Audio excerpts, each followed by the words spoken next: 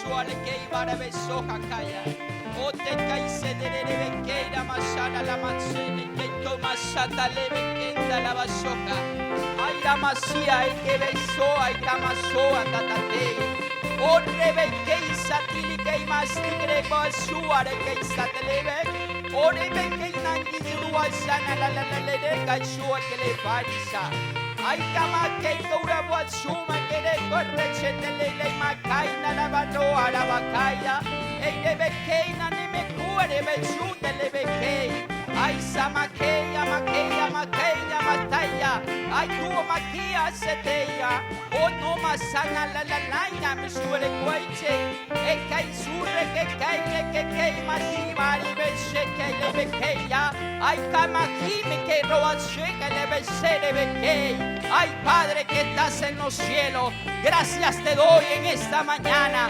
Gracias Señor por haberme, Dios mío, oh Dios escogido, Padre, oh Dios amado, entre mucha multitud, por haberme llamado, por haberme perdonado, por haberme rescatado, por haberme redimido, por haberme, Señor, hecho parte, oh Dios, de un pueblo, de un real sacerdocio, de una nación santa, de un pueblo adquirido por Dios para pregonar las virtudes de aquel que me llamó de las tinieblas a su luz inmarcesible. Bendito el nombre del Dios eterno, el todopoderoso, el Rey de Reyes, Elohim, Dios todopoderoso. Osana la de Bequenda Rabasoja. Padre eterno, gracias por tu presencia, gracias por tu Espíritu Santo, Señor. Gracias Espíritu de Dios. Gracias por ministrar mi vida, por ministrar tu iglesia, por ministrar tu pueblo, Espíritu de Dios. Gracias por sentir, Dios mío, ese toque.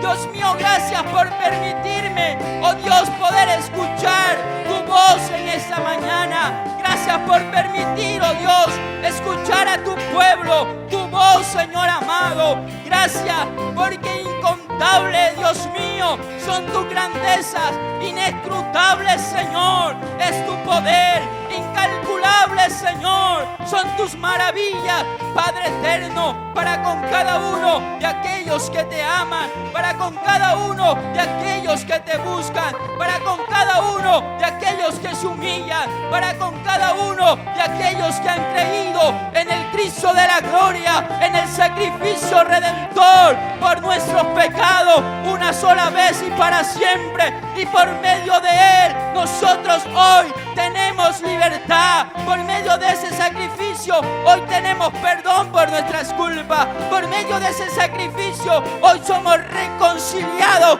juntamente con el Padre Celestial. Oh santo, santo eres tú, Señor. Padre, no nos cansamos de adorarte, no nos cansamos de exaltarte, Padre, oh Dios amado, porque Dios mío, esa obra redentora, Padre, por nuestras vidas, por nuestras culpas, Señor, no tiene límite, Padre, no tiene, Dios mío, oh Dios amado, cómo expresar, Dios mío, con nuestros labios, tanto amor, tanta misericordia que has mostrado, Señor, desde la fundación del mundo hasta estos tiempos, para con la humanidad, para con tu pueblo, para con tus hijos, para con los seres humanos. Bendito Señor, alabanzas al que vive, honra y gloria a nuestro Señor. Aleluya, gloria a Dios, gloria al Señor. Que Dios les bendiga, mis amados hermanos, en esta mañana. Que la gracia de nuestro Señor Jesucristo sea con cada uno de nosotros. Una mañana gloriosa, una mañana poderosa. Yo lo creo que es una mañana poderosa.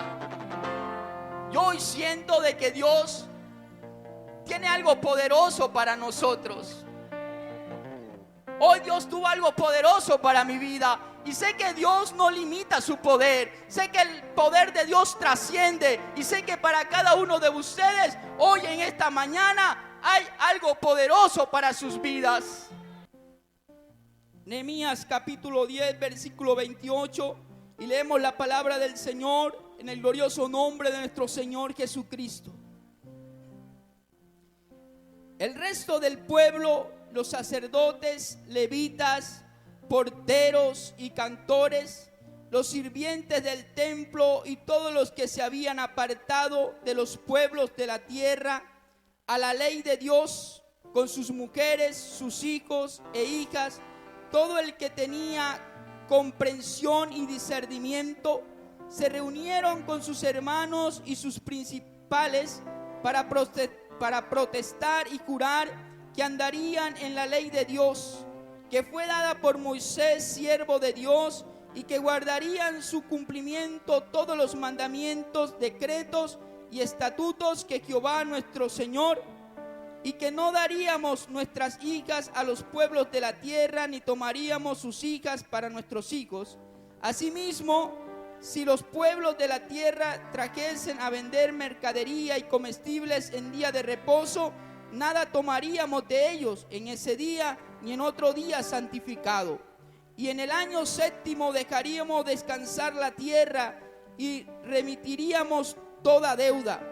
Nos impusimos además por ley el cargo de contribuir cada año con la tercera parte de un ciclo para la obra de la casa de nuestro Dios, para el pan de la propiciación y para la ofrenda continua, para el holocausto continuo, los días de reposo, la luna nueva, las festividades y para las cosas santificadas y los sacrificios de expiación por el pecado de Israel, y para todo el servicio de la casa de nuestro Dios. Echamos también suerte sobre los sacerdotes, los levitas y el pueblo acerca de la ofrenda de la leña para traerla a la casa de nuestro Dios, según las casas de nuestros padres, en los tiempos determinados cada año, para quemar sobre el altar de Jehová nuestro Dios, como estaba escrito en la ley. Y que cada año traeríamos a la casa de Jehová las primicias de nuestra tierra y las primicias del fruto de todo árbol, asimismo de los primogénitos de nuestros hijos y de nuestro ganado, como estaba escrito en la ley. Y que traeríamos los primogénitos de nuestras vacas y de nuestras ovejas de nuestro Dios a los sacerdotes que ministraban en la casa de nuestro Dios. Que traeríamos también las primicias de nuestras masas y nuestras ofrendas y del fruto de todo árbol y del vino y del aceite para los sacerdotes a las cámaras de la casa de nuestro Dios, y el diezmo de nuestra tierra para los levitas, que los levitas recibían la décima de nuestras labores en todas las ciudades.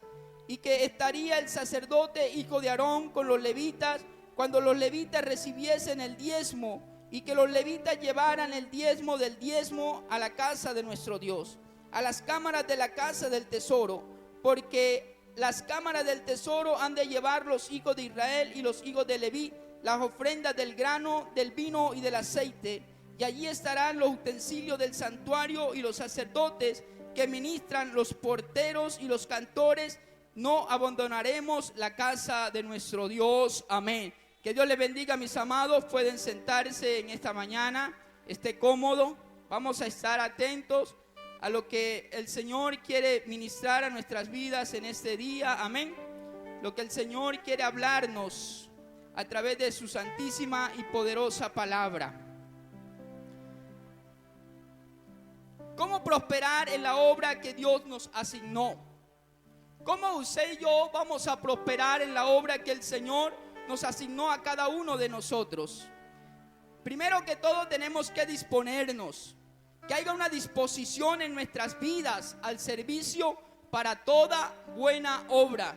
Cuando usted y yo nos disponemos para llevar a cabo la obra del Señor, entonces seremos prosperados en nuestros ministerios, seremos prosperados en nuestra restauración, seremos prosperados en cada una de las áreas que usted y yo emprendemos a diario. Amén. Ahora, si nos disponemos a ser restaurados, Dios prosperará nuestras vidas y la vida de muchos más que también necesitan ser restaurados. Hay muchas personas que necesitan ser restauradas. Así como usted y yo necesitamos ser restaurados, Hay muchos que necesitan ser restaurados y que usted y yo estamos llamados a ser parte de esa restauración de cada uno de ellos. Para que Jerusalén fuera restaurada, se necesitó de que el pueblo, gran parte del pueblo, se dispusiera. Hubo un gran número de personas que se dispusieron para que el pueblo o la ciudad de Jerusalén fuera reconstruida nuevamente, fuera restaurada. Y se dieron diferentes grupos, ¿verdad? Hubieron diferentes grupos y que cada grupo se le asignó una labor dentro de la obra que se iba a realizar.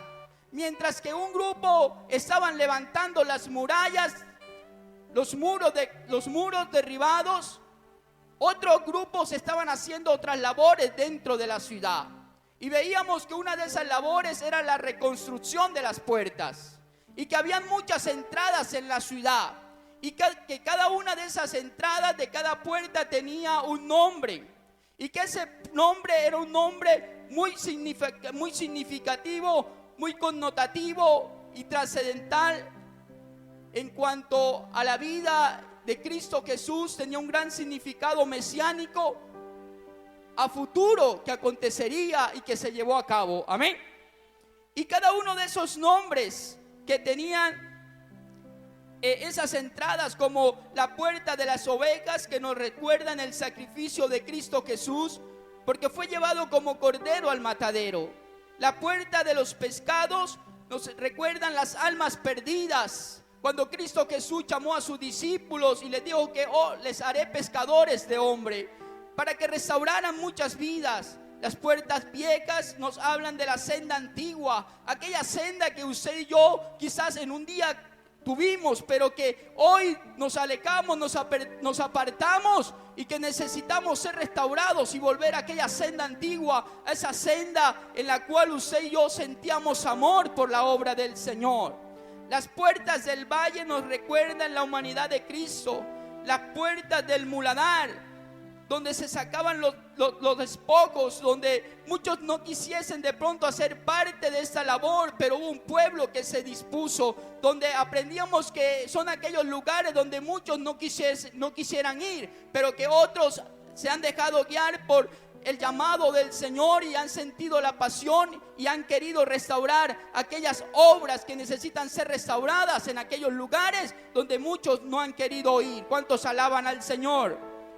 Las puertas de la fuente que nos hablan de Cristo. Cristo Jesús es la fuente de agua de vida. Esa agua que sacia nuestra sed, esa agua inagotable, esa agua que produce en nuestras vidas paz, esa agua que produce aliento, esperanza, descanso y reposo permanentemente para nuestras vidas. Ese manantial de agua de la cual habló Cristo Jesús a la mujer samaritana y le dijo: si tomares del agua que yo te ofrezco hoy, nunca más volverás a tener sed, porque es una agua que sacia para vida eterna en cada uno de nosotros. Amén. También estaba la puerta del oriente, que nos hace recordar que Cristo viene pronto por su pueblo. Amén.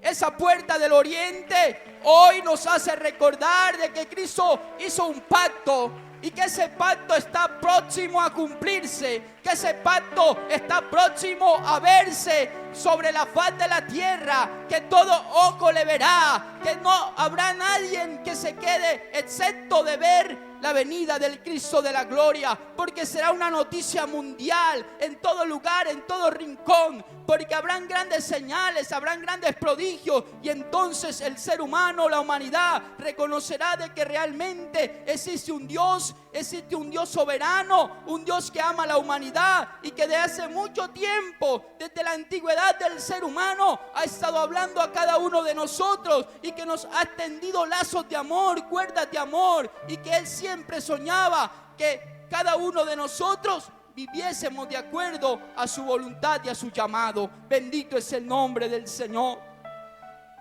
Entonces, mis amados, la restauración del pueblo de Jerusalén, después que hubo esa restauración dentro del pueblo, esta restauración trajo a ellos gran prosperidad para ellos.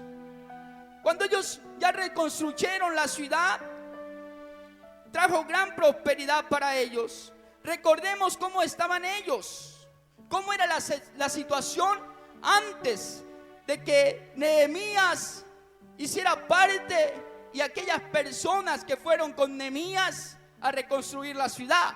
La ciudad estaba asolada, estaba en ruinas. Habían sido invadidos por los babilónicos. Cuando hay una invasión, como quizá usted ha visto en algunas imágenes, lo que se está viviendo en Ucrania actualmente, la invasión que Rusia ha atacado algunas ciudades de Ucrania, y cómo ha sido la devastación terrible, cómo han sido los despojos, las ruinas que han quedado en aquella ciudad. Podemos imaginar por un momento las ruinas que también habían quedado en Jerusalén. Entonces ellos estaban pasando por un momento difícil y duro. Su ciudad había quedado reducida a escombros. Pero ahora que la ciudad había sido restaurada nuevamente, entonces ellos comenzaban a ser prosperados. Ellos comenzaban nuevamente a tener una nueva vida. Ellos comenzaron a tener nuevamente en sus vidas lo que tanto el ser humano añora y desea, y es poder tener una estabilidad espiritual, tener una estabilidad emocional y tener una estabilidad económica.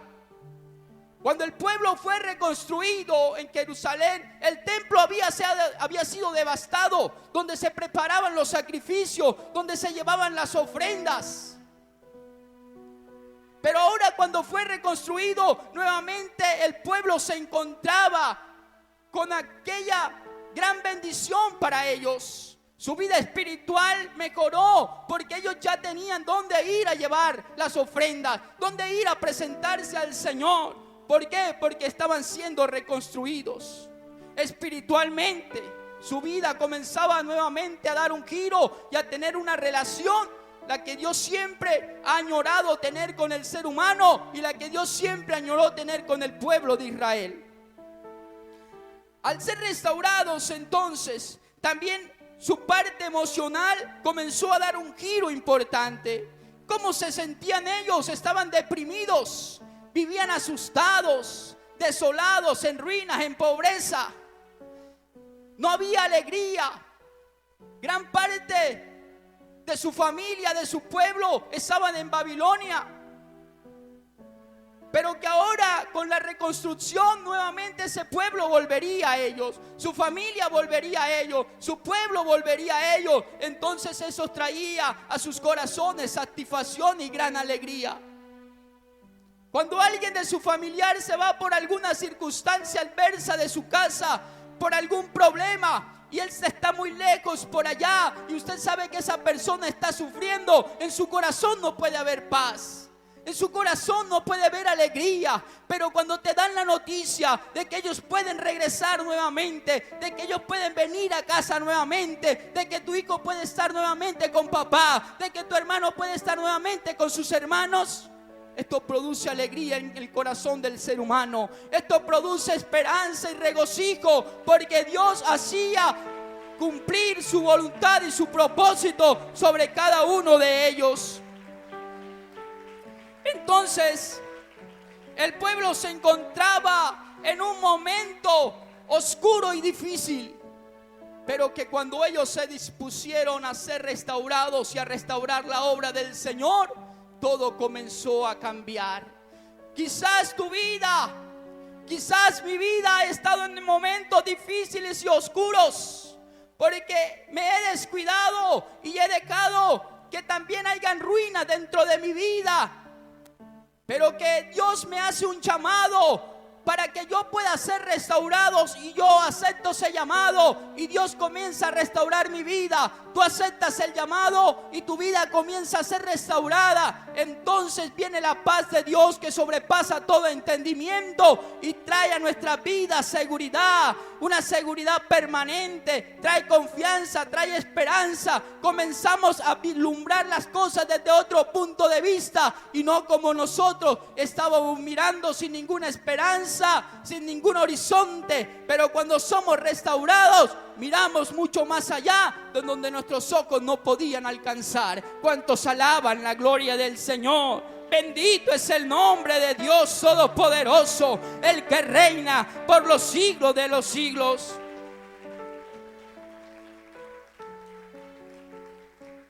Su parte económica ya mejoraría. Ellos no trabajarían para los babilonios. Ellos ya no trabajarían porque, escuche, cuando hubo aquella situación quedó gran parte en Jerusalén. Pero como en todas partes, siempre, aún aunque hagan parte de nuestra familia, de nuestro pueblo, nunca sentimos el dolor por el necesitado. Nunca sentimos pasión por el angustiado. Así habían parte del pueblo de Israel. Las personas más sobresalientes hacían cada vez más pesada la carga de su propio pueblo. Ellos, como el pueblo no tenía los recursos, se endeudaban con ellos. Buscaban dinero y sus deudas crecieron. Muchos de ellos le tuvieron que dar sus hijos para que les sirvieran a ellos, porque después de la devastación ellos no tenían los recursos para poder sostener su familia, porque eran muy numerosas. Entonces, parte del pueblo aprovechó eso, como sucede en estos tiempos. Cuando hay una necesidad, el más adinerado dice: yo te ayudo, pero te presto al 10%.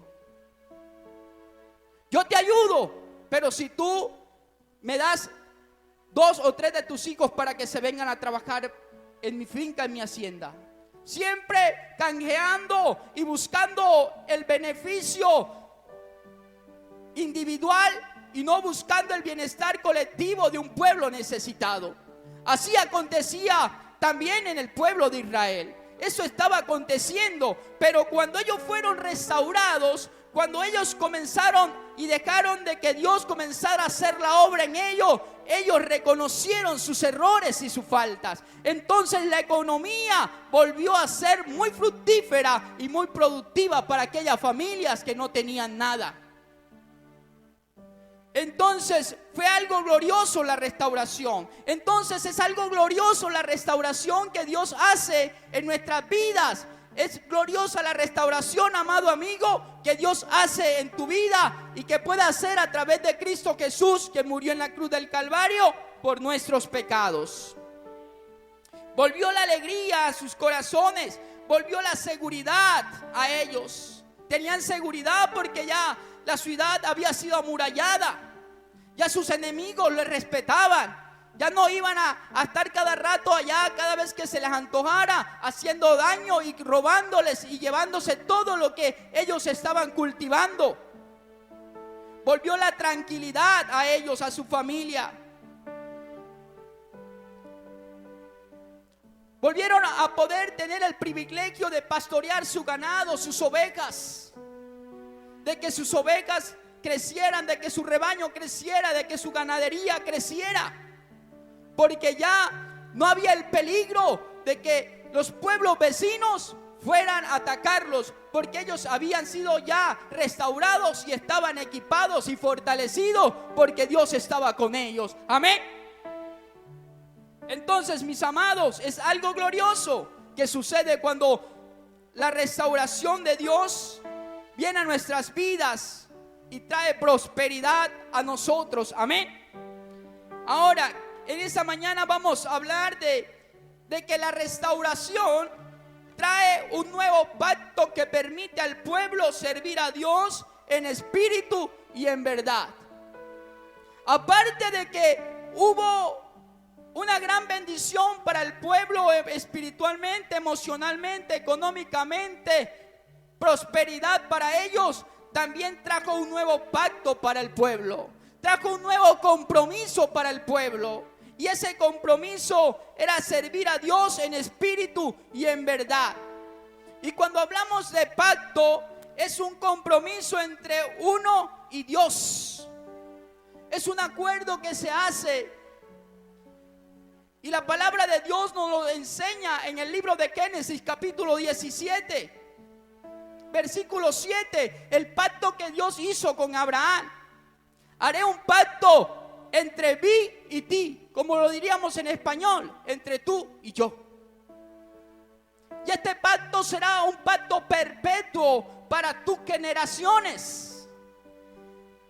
Entonces el pueblo estaba haciendo un nuevo pacto con Dios. Después que fueron reconstruidos, después que volvió la normalidad a ellos entran en un pacto con Dios. El pueblo hace un compromiso, lo veíamos en el versículo 29. ¿Cuál fue el compromiso que hizo el pueblo? Dice la palabra de Dios. Y se reunieron con sus hermanos y sus principales para protestar y jurar que andarían en la ley de Dios que fue dada por Moisés, siervo de Dios, y que guardarían y cumplirían todos sus mandamientos, decretos y estatutos. Amén. Cuando el pueblo fue restaurado, entonces hace un pacto con Dios nuevamente, en que obedecerían al mandato que Dios había dado, las normas y las leyes a Moisés, su siervo, que volverían nuevamente a ser parte de ese compromiso que ellos habían dejado. Y que dentro de ese pacto, ellos abordaron algunos aspectos de la vida que necesitaban ser transformados en ellos. Ellos enumeran una serie de obligaciones, de compromisos que se habían llevado a cabo y que ellos los habían descuidado, que ellos los habían dejado a un lado. Y dice: nosotros nos vamos a comprometer en que nuestros hijos no van a tomar esposas de los pueblos vecinos, como sucedió. Muchos habían tomado. Entonces, ¿qué sucedía? Que las costumbres, las adoraciones de otros pueblos eran paganas, eran diferentes. Sus leyes eran diferentes, sus costumbres eran diferentes a las que Dios había establecido para el pueblo de Israel. Entonces, si ellos se involucraban, si sus hijos se casaban con aquellos, las costumbres de ellos venían a penetrar sus costumbres, y entonces eso traería y había traído desgracia a sus vidas, a su familia y al pueblo de Israel. Entonces ellos reconocieron esa falencia, ellos aceptaron que estaban fallando delante del Señor, que sus hijos tenían que casarse con los del mismo pueblo, que tuvieran las mismas costumbres, las mismas creencias, que caminaran bajo los mismos principios y reglamentos de Dios para sus vidas. Pero aparte de eso, también ellos hicieron otras actividades del pueblo, y dice la palabra del Señor. Vamos a mirarlo.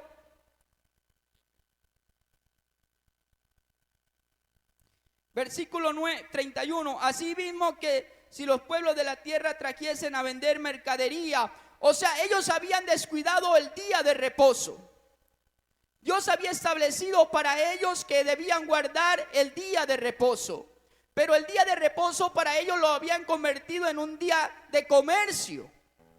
Los comerciantes venían y vendían sus productos, y esto era algo abominable delante de Dios, porque Dios les había dicho por boca de Moisés que debían guardar el día de reposo, de consagrarlo para el Señor. ¿Por qué razón? Porque era muy significativo para ellos, porque Dios les había sacado de la esclavitud en Egipto con mano fuerte, donde Dios había hecho grandes prodigios, grandes señales, donde Dios había hecho grandes proezas, y que ellos mismos habían sido presentes y habían sido testigos de la grandeza del Señor. Entonces ahora ellos se comprometen y entienden de que habían fallado al Señor, y dicen que guardarían el día de reposo, y que ningún extranjero, ningún comerciante podía y tenía derecho a entrar el día sábado a vender ningún producto. Las puertas de Jerusalén eran cerradas, y si la persona llegaba aún hasta las puertas de allí, lo expulsaban. porque esto se convertía en un pecado.